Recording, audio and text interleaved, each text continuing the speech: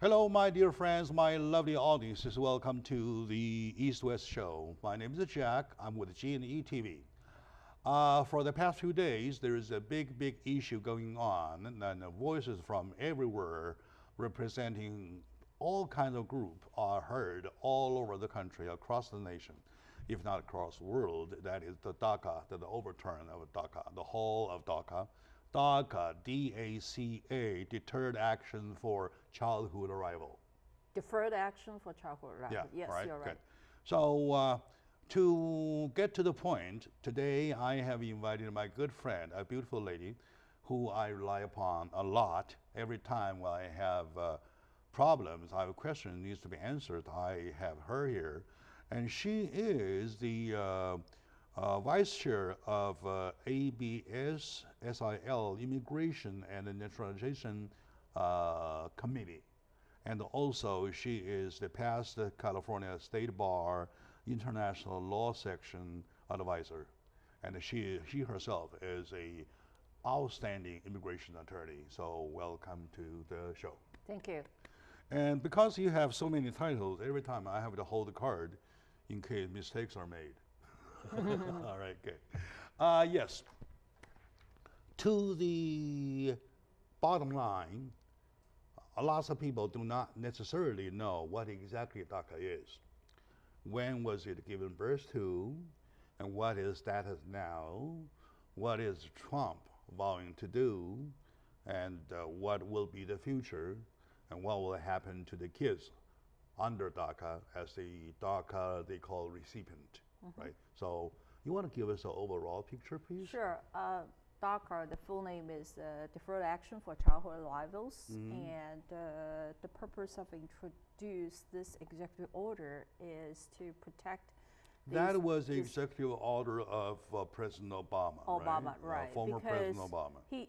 President Obama, there's some background information. President Obama tried to push the DREAM Act, sort of kind of similar content, and to the Congress, but the Congress, did not pass the law to protect the rights of these young children.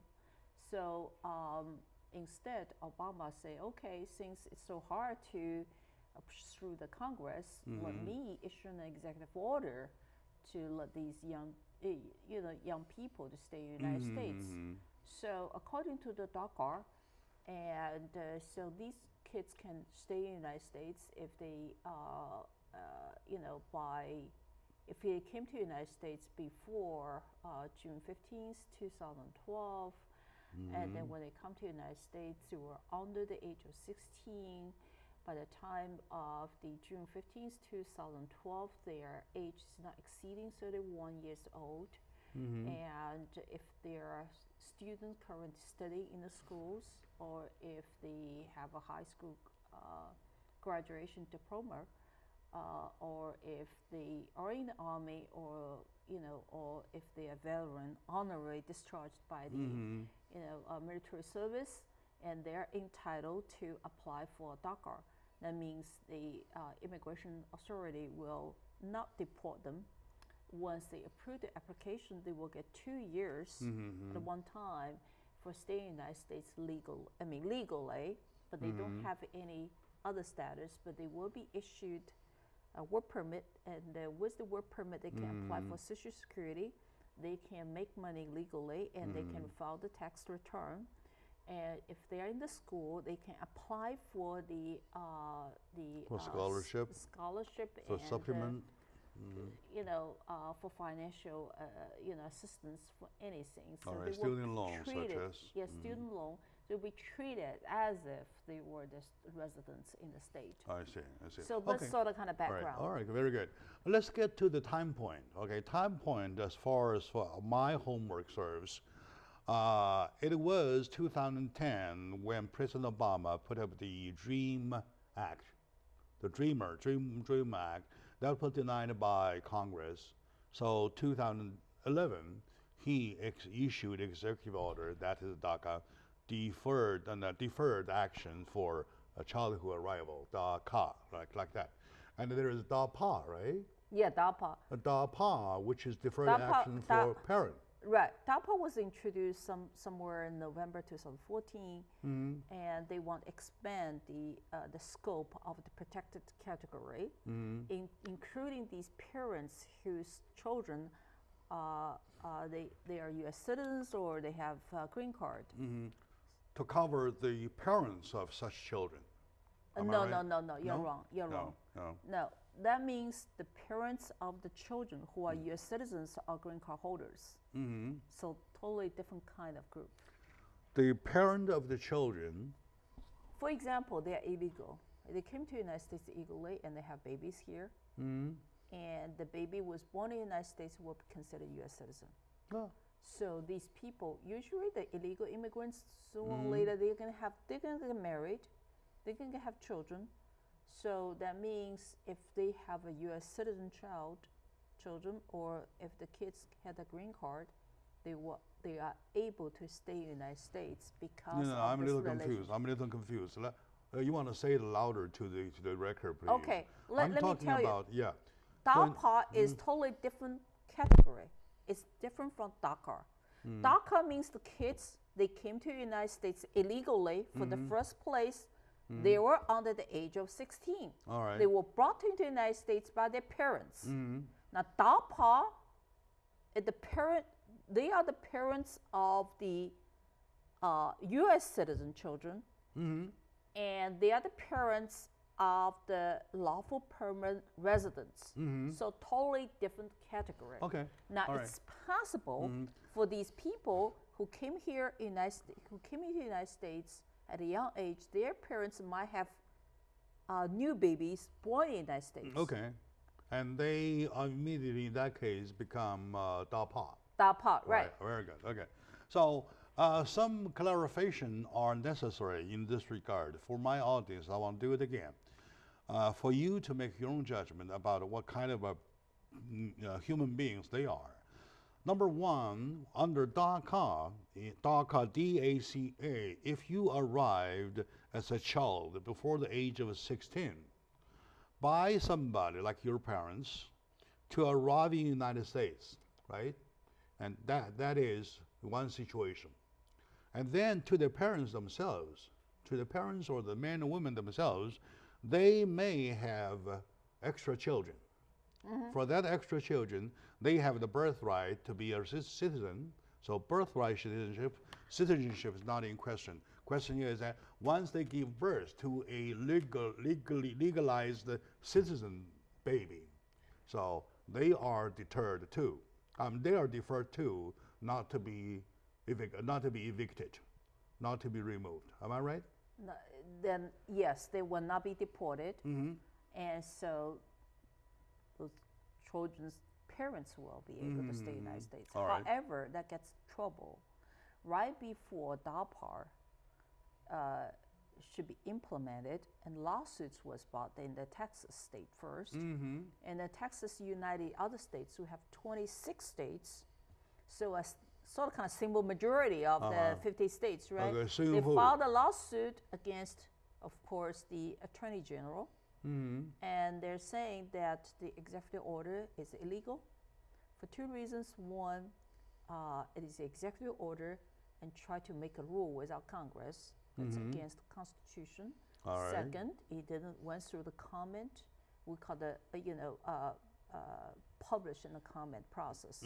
For any executive orders or any administrative law need to be legal and effective. These agencies need to issue the proposed law and to the public to have comment. So we call the notice and comment process. So the government need to notice the public first, and give them a period of time to comment on that, and then they issue a law, and they violate that procedure as well. I see. So the case was brought, and then so the government lost I believe they lost the case, and then somehow, and then they appealed it to the Fifth Circuit. They lost the Fifth Circuit again. So district attorney lost the case? Yeah, the Attorney General lost the case. The government anyway. Attorney General lost the case. The government lost the case. So they filed appeal to Fifth Circuit and lost it, and they lost it again. And then, so they brought that case all the way to the Supreme Court of the United States. So at that time, we lost one chief justice, not the chief justice, the justice at the Supreme Court. We have 8 justices at that time. So the 4 justices voted for yes, 4 justices voted for no. So finally, the Supreme Court issued an injunction, preliminary injunction, to forbid this DACA from being, carried out. So implemented. So to stop DACA. So the DACA still, the preliminary injunction is still in effect right now. DACA is in effect, right? DACA, yes. And DACA. DACA is still active. So both DACA and DAPA are active. No, DAPA has the injunction. DAPA has never been implemented. So right before the implementation, I just told you, 26 states filed the federal action. So never into practice. They were never put into the place. All right. Okay. Okay. Now, in that case, our discussion today shall omit that. Is the DACA. Yeah. Okay. Shall we please? So they use the same analysis when they challenge DACA. No, I don't care. I don't care. Let's focus on DACA, right? Yes. So for DACA right now, what is the situation? Are they canceling it, or are they trying to overturn it, or have they overturned it already? That's an interesting question. So President Trump issued an executive order on September the 4th, 2 days ago, to stop the DACA. Stop DACA. To stop DACA and we call the rescind DACA status. But now the effect is that they want to windering down. That means they want to cancel this kind of relief somewhere down in the future. But rather than a blunt say no, he say, okay, I'm going to cancel this. However, within 6 months, Congress need to come up with something to address the issue. So he kicked the issue back to the Congress, say, you need to do this because I'm the president. I cannot do something that interfere with your power. However, within my power, I think the prior president's executive order violated the Constitution because that kind of relief need to be put into law. All right. Need to be discussed at the Congress. Okay. So for these people had an issue, but what happened? You already have DACA, right? DACA status. They're saying you will stay as is. Will not cancel your status. However, we're not going to issue new DACA reliefs for the future applicants. The way they handle this is that if your status is going to expire, they have one rule. They're saying they have, if your status is going to expire sometime between September the 5th and March the 5th, you can file the renewal of your status before the October the 5th. So if you, let's say, your status will not expire between this period of time. Let's say if your status will expire beyond the March 5th, you don't need to do anything. However, you will not be able to renew. Now you're subject to Congress new laws whatsoever. Anyway. Right. So whatever you have a status, you have it until your natural expiration. We're not going to touch you. You still have your status. And you still have after expiration. However, if your status will expire between now and March 5th, right?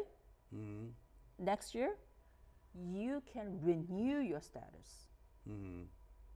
All right. You can renew it at one time. Okay. But however, they will not guarantee give you 2 years status, but you can renew. For these people who have not filed the DACA, they will not accept it anymore. Okay. All right. Let's take a very short moment now. When we come back, we will continue talking about DACA and the situation DACA is facing. Lots of challenging here. And joining me is my good friend, attorney-in-law, Chang Byung-Park. She is a wonderful friend to the community. With her professional, she is serving the community wholeheartedly. We'll be right back.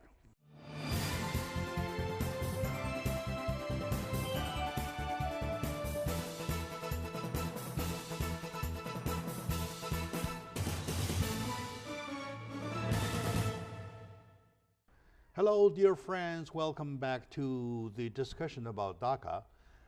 It is such an issue that it stirs up the whole nation.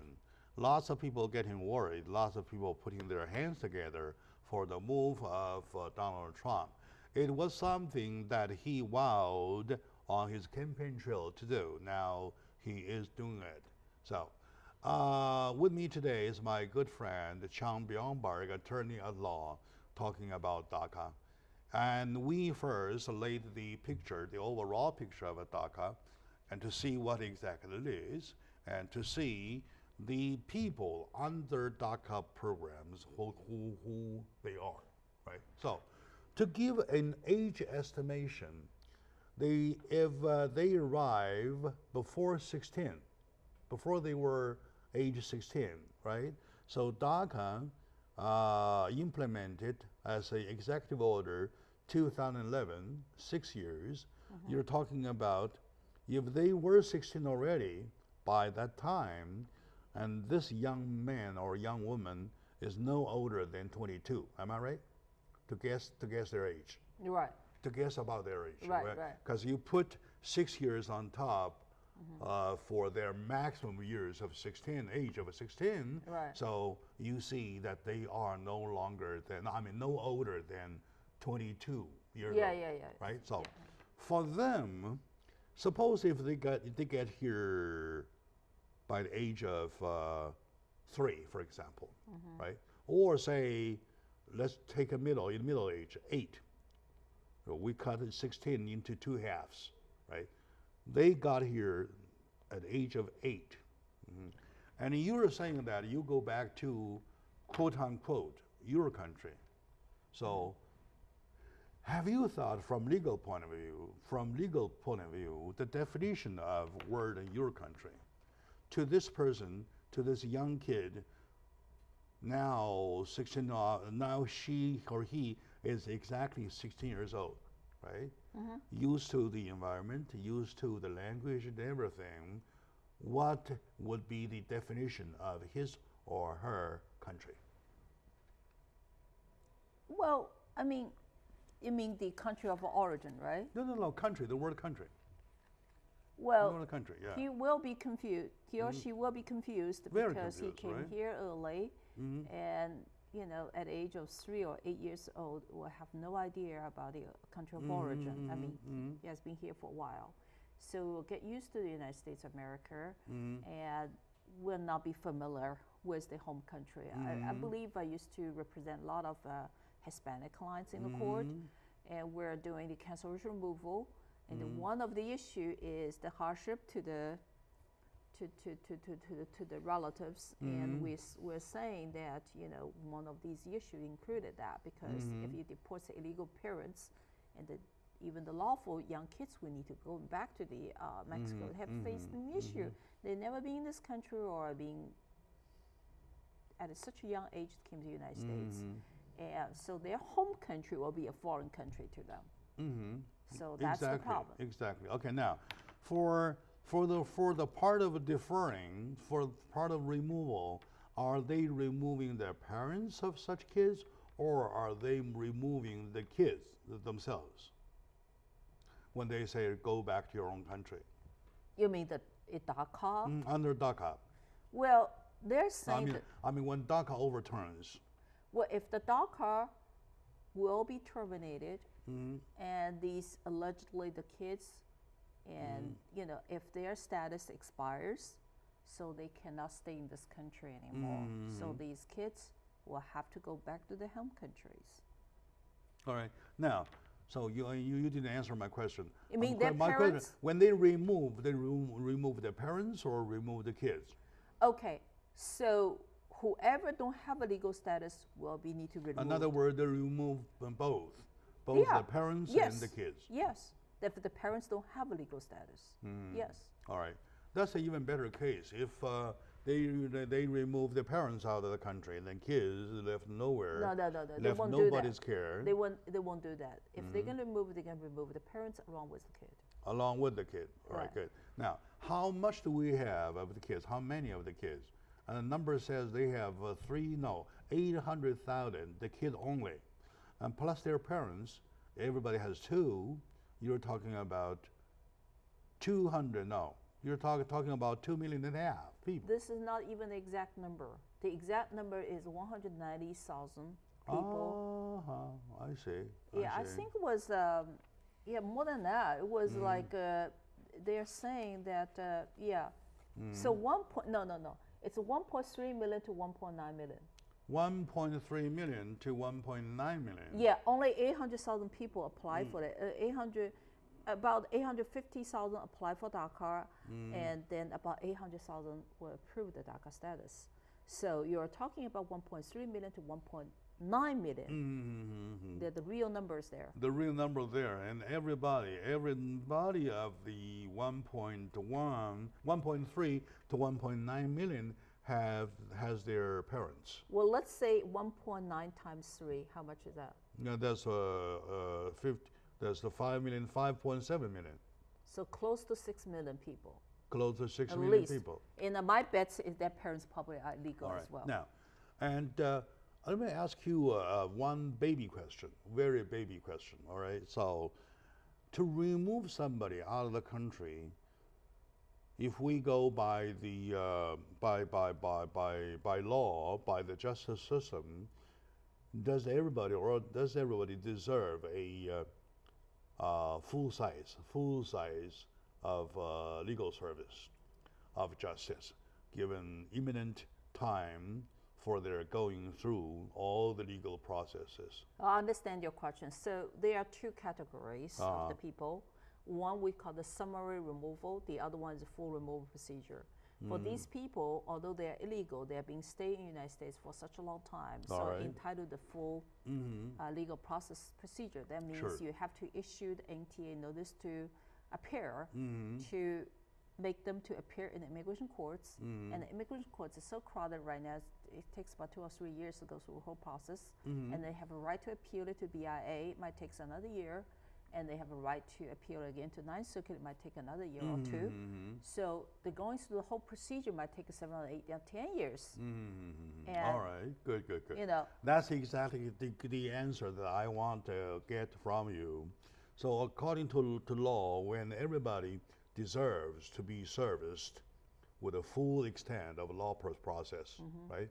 Okay, I don't know how you explain it in your legal terms, but in my term, it is to be fully serviced with all justice procedures, right? That means you complete your all the recourse, legal recourse. But however, if somebody going back to Mexico and try to come back again, then you're not entitled to the full legal procedure.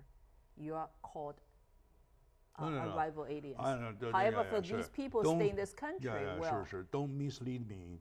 I'm talking about these people have never left this country. Yes, and they're for entitled. Them, each of them are entitled to go whole process, right? Right. And the whole process, according to you, needs 8 or 10 years. Right. Going over and over again. Right. Now, we have one statistic saying 800,000, and the other number says 1.3 million. The other number, another number says 1.9 million, and altogether, when this number times 3, it goes to 5.7 million, almost close to 6 million people. Do we have that number one, time? Number 2, manpower. Number 3, money, right? Number 4, the law system that is clocked already to go through all that. I really don't think so. You don't think so, right? Okay, now, and then I would like to share with you and with my audiences my bottom line question. Bottom line question is it is impossible to remove all those people out of the country. And yet our beloved president is so vowing to do so. So what message, he knows literally he can't do it. What message is he going or is he intending to deliver? Well, he tried to deliver the message that we do not welcome the illegal immigrants. All right, that sounds like a message. That sounds like a message. But when the message, of course, sometimes is well received, like the other time when I was interviewing another friend of mine, sharing that the number is going down because they kind of deterred, right? They kind of deterred the learning the message. Oh, United States no longer wanting us, right? Like that kind of thing, right? However, to deal with the existing problems, the 6 million people, so knowingly that they can't be removed out, so the message is so strong, the message is so stubborn that probably will cost Donald Trump something. Do you think so? Well, Donald Trump is already in troubles, and as you know, so he has such a personality. Once he has determined to do something, he's going to do it. It doesn't matter how much, what you're going to say, what you're going to do, and he's going to do it. And he vowed the same thing with Obamacare return, all right? And it came to after trial and trial and trial again, a version after version after version, a revision whatsoever, and still a failure. And he's coming back to the same thing and the same thing. So that's why I want you to explain in your own word, should these people, the kids, under DACA program, to worry or not to worry about their future? They should worry about their future. However, not to worry too much because... Not to worry too much, right? Yeah. Well, I, personally speaking, I do not, in my own view, I do not believe they will really want to deport DACA people. They just announced it. They send a signal to you, say, we don't want you to bring the illegal immigrants come to the United States in the future. However, and for these young kids, and then they have been, living here for a long time, and they have relatives, they have friends, they have their political clouds, and so I just do not think that they will be deported right away. They might come up with a law to legalize this group of people. Okay, it's all right. Possible. Okay, my dear audience, let's hope that the law will come out. Anyway, today in the discussion of DACA and the challenges DACA is facing. Oh, by the way, let me do a little promotion here that tomorrow, both tomorrow and day after, we shall be talking about the same issue. We plan to do it on 3 days in a row, to be followed by a debate.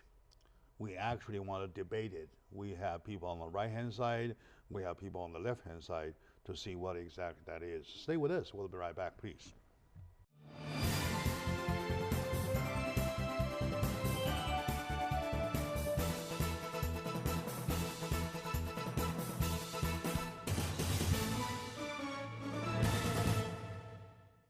Hello, my lovely friends, my dear audience. Welcome back to the show.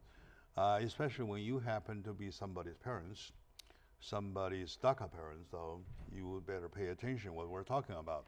Today with me is my good friend, Chang Byung-Bark. She is a wonderful attorney, immigration attorney at law. Speaking of attorneys, though, I have a friend, Alan Diamante. He represented the Los Angeles case, whereby he just won. He won to the extent that they are not deporting their parents, the kids' parents. Right? The kids, I heard her the other day crying over the radio, saying that all of a sudden parents are gone and she's left in the country of no care, no support, no nothing. It's a so horrible situation. So that case won. And with that, I'm going to ask you, what are the kids supposed to do? I mean, on the DACA program kids, right? So, to protect themselves. Well, I think they have been doing a lot of lobbying, and then just on the way here, I heard the radio, programs, and some, actually the president of Mexico want to lobby, want to send some people to, to the lobbyist, to the Congress to lobby for these immigrants, because most of these immigrants come from Mexico and Central America. All right, okay. So for them, I understand in states such as Texas, when you drive around, you have to carry your documentation with you, right? Right, right. So in California, and we know that we have a sanctuary state, we have a sanctuary city. So right. how would it work in between now the call of overturning DACA and the call for the state and the city to stay firm with the sanctuary city and the sanctuary state? These two, how are we going to understand these two? What shall happen in between the two? You mean the states who are in favor of the immigrants Yes, and the yes, states yes. who are not in favor of the state? Well, it's just a horrible picture, because it's caused a conflict and split, among the United States. It's really bad. I never seen the U.S. has been split to that degree. So much, yes. Yeah, just tear apart, torn apart by such extreme actions and opinions. So, but I do hope, and then people can be more realistic and united with each other and find out the real resolution for these young children. I don't think it's possible, or it's realistic or practical to deport all these young children. However, we do need to come up with a plan to how to strike a balance between the benefit of this country and the interest of the young kids. I see. But there are problems. There are two technical problems. Technically, there are two groups of people, of kids. Number one group of kids are who are already exposed themselves to the DACA program for the benefit, right? So their name, their information, their record, everything is with ICE. ICE know everything, know everywhere. For those who are still in the dark and never walked out to receive DACA or DACA benefit, they are off the record, right? So, and ICE do not even know who they are. No. So now, to these two group of kids, though, where lies each of their protections? In other words, how do they protect themselves separately or respectively? Well, as to these people who have a records, literally the way they protect their status is to through the lawsuits, of course. There are a lot of non-profit organization there, like a civil rights union, and so the civil rights union probably will bring lawsuits on behalf of these immigrants, like we did the Muslim ban, same thing. So these group of people will bring the lawsuits, and they will benefit from that. So it will go through the legal channel to challenge it. For these people who are in the darkness, they never contacted the USCIS. The USCIS don't know where they are about. Good luck. They cannot apply for any reliefs anyway, so they might just wait until one of the relatives has sort of come relief and help them out. So, in other words, comparatively to the kids who have exposed themselves under DACA, I mean, those who have never exposed themselves are a little better off, aren't they? Not necessarily. Not necessarily? Necessarily, because Why? if they can deport all these people. They will be able to find them. We're saying that we just discussed it. They can't deport it.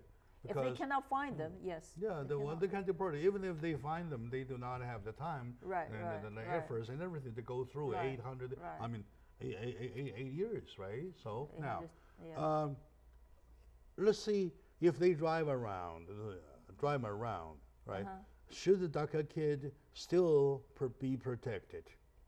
And those people who never filed the DACA request whatsoever, are they protected? I'm talking about being a sanctuary city and being a sanctuary state. Right. So if you're in the sanctuary city, probably you won't have that much problems. But if you're illegal, you don't have any DACA relief. And if non-sanctuary states, you might be deported. Yeah. supposedly, okay, now, my understanding is that your first advice is that stay in California as much as you can. Well, obviously, I mean, the sanctuary cities will allow these unlawful or illegal immigrants to stay there. And so far, no cops will stop you. Say, what's your? Let me see your immigration status. I don't think so right now. But you know, however, I do. Yeah, but in California, it's better, I should say. If you do have a criminal records. Oh, and then that's a different story. And then, if you're illegal, they will get you. Of course. Yeah. Yeah. But however, they are looking for, even in California, they're looking for some information to deport you. Let's say I have no problem if they deport those criminals. Right. And if they deport them for any of the offense, right? I have no problem. I'm talking about those people who behave themselves, who are in school under the program already, and who are, well, enjoy the life as their own life, right? Because they never had a second country as they call home. To them, how they want to protect themselves. Right. Yeah. So is there anywhere or agency they can turn to if they are in trouble? I mean, for these people who. Yeah, for this kid. Well, right now, I mean, you're talking about the one with the DACA reliefs, or the one without DACA. Who has DACA that is not expired? Okay, whoever has DACA has not expired. Don't need to worry about it.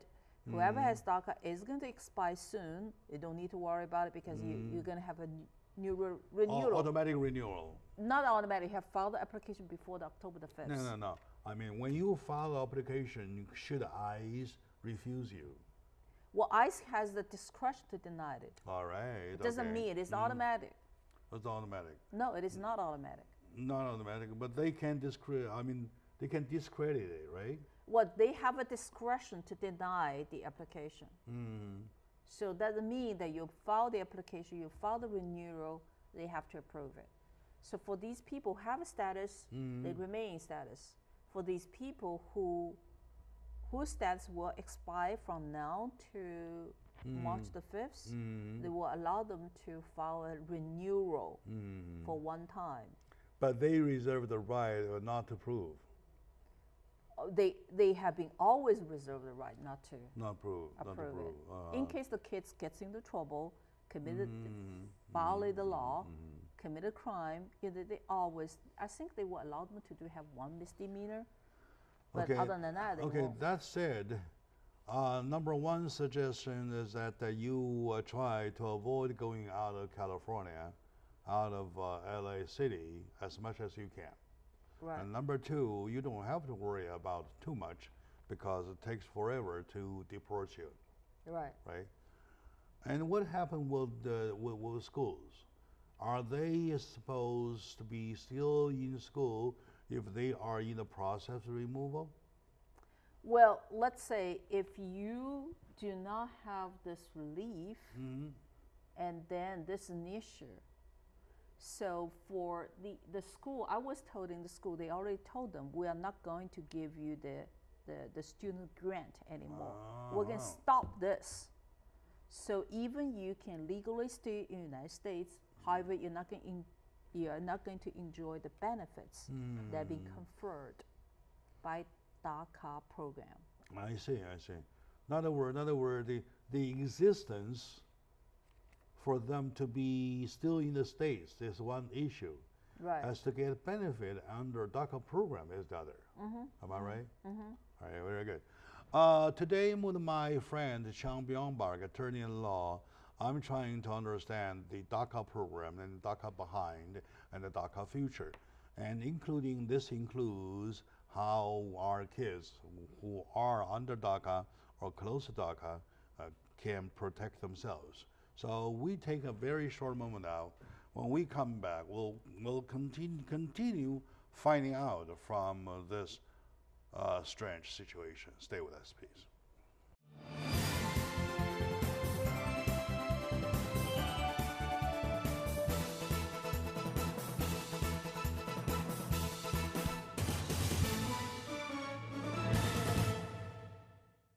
Hello, my dear friends. Welcome back to the show. Jack is my name with G&E TV on the East-West Show. Joining me today is my good friend, Chang Byung-Park, attorney at law.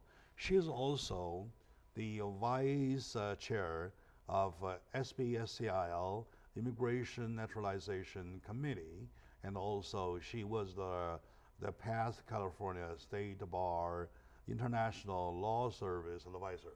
So once again, welcome back to the show. All right, good. Thank you. Now, altogether, we're talking about United States are pushed to a point.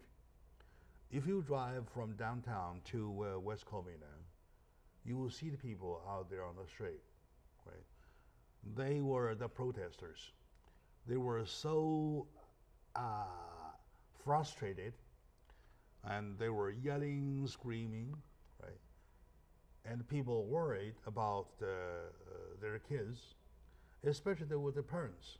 They worry about themselves. What if someday my kid's in school and I get arrested, so he or she come back and not, well, unable to find a father or mother?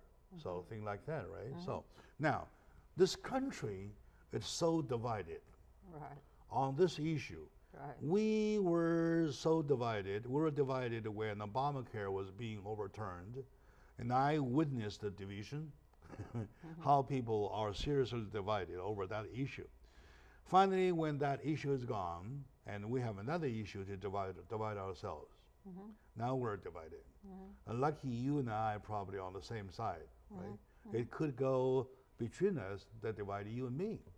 So, is that a healthy sign for America? I mean, does that augur well for America?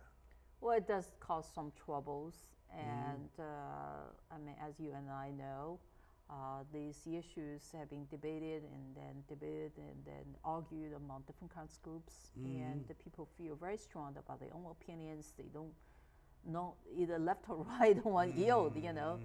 So, I be honest with you, I've been in the United States for almost 20 years. I never see this country has been torn apart in such a way. I can testify, because I agree with you. I do agree with you. I've never seen for the past 34 years, United States, which is my country, divided this much. Yeah.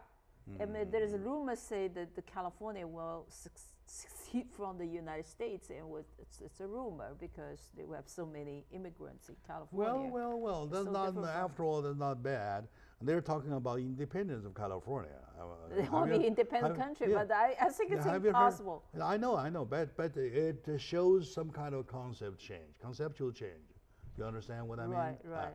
I'm talking about something that doesn't augur well to the future of United States. Right. That is very dangerous, right? Right. A country is not supposed to be this divided.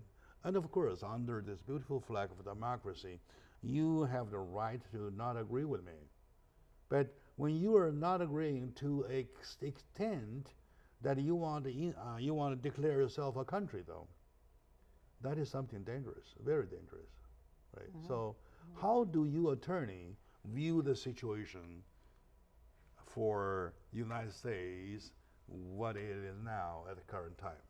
Well, I just see this is a very troublesome period of the time. I do encourage both the Democrat Party and Republican Party can sit down together and to come up with a sort of compromise plan to address the issue, rather than you go your own way, I go my own.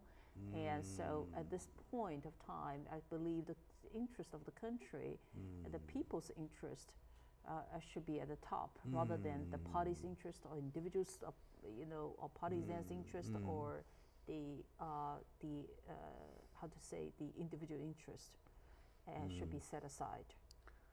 They should set aside their personal interest, the egos and pride, really to serve the people, heart and soul. I don't know what's wrong for the past years. Even halfway through Obama time, we started to see all kinds of situation. Remember the Occupy movement? Yeah, right? I remember that. They occupied the Wall Street, right? Yeah, you remember the Black Lives Matter movement? Yeah, I remember that. Remember Charlottesville? Not long ago, the white supremacists and the Confederation and Nazi signs, Nazi slogans, even the Ku Klux Klan, the KKK. Yes, right? Yes. All right. So those are the things we never seen for at least the 34 years that I came here for. Right. And all of a sudden it shows. Right. And then we see the Obamacare overturn. The one who promotes the Obamacare overturn doesn't even have anything on hand. Right. So what is he going to overturn with? Right. I told my audience I would be very, very friendly with them if they show me I have a plan. Let me overturn this with this, right? This is by logic. Right. Now, when I say come over, say I want to overturn this, but I don't have nothing on me. So what do you overturn for, right? So that indicates something. That indicates the ill-mindedness. And now when that fails, we come see the DACA.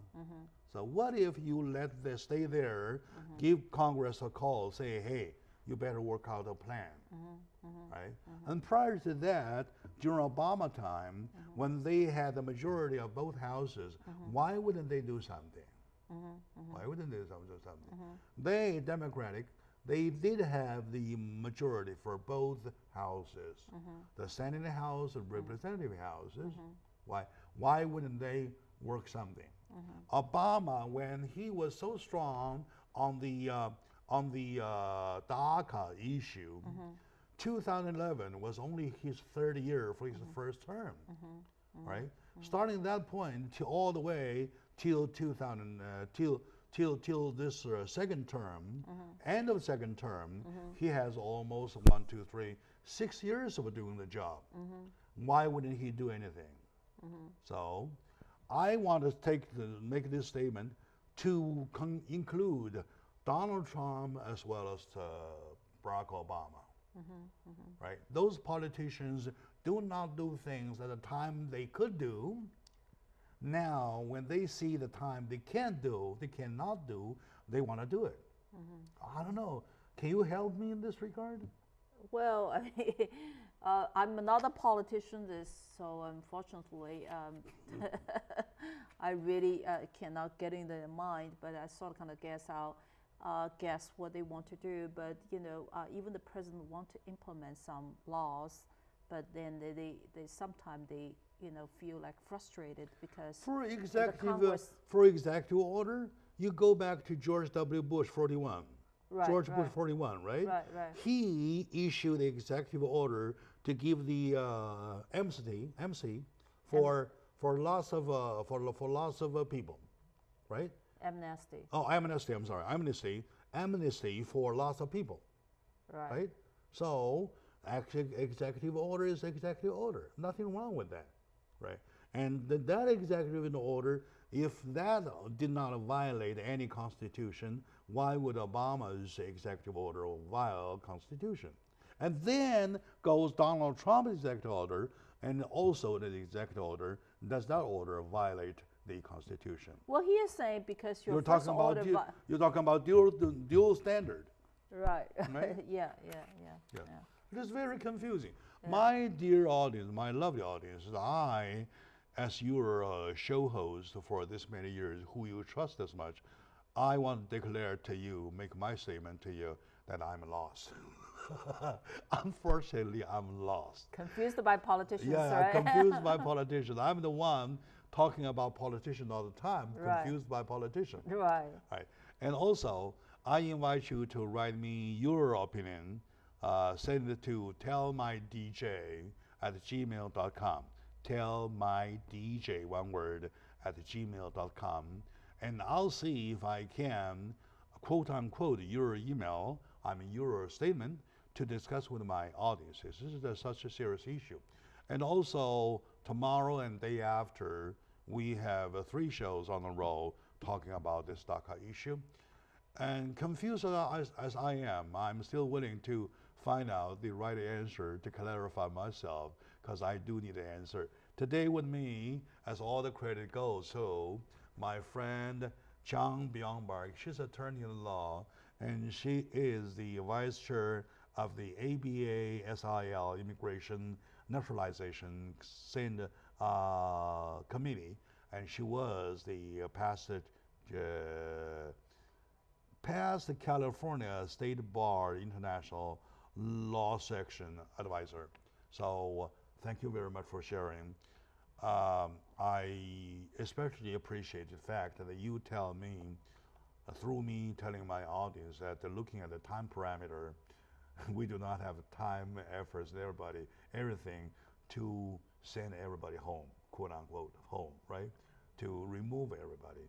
Just stay put. Try not to walk out of California, which is your sanctuary state. Try not to walk out Los Angeles, which is your sanctuary city. So stay put for a while. Somebody will take care of you, and something will happen. Keep your fingers crossed, all right? Thank you very much, my dear friends.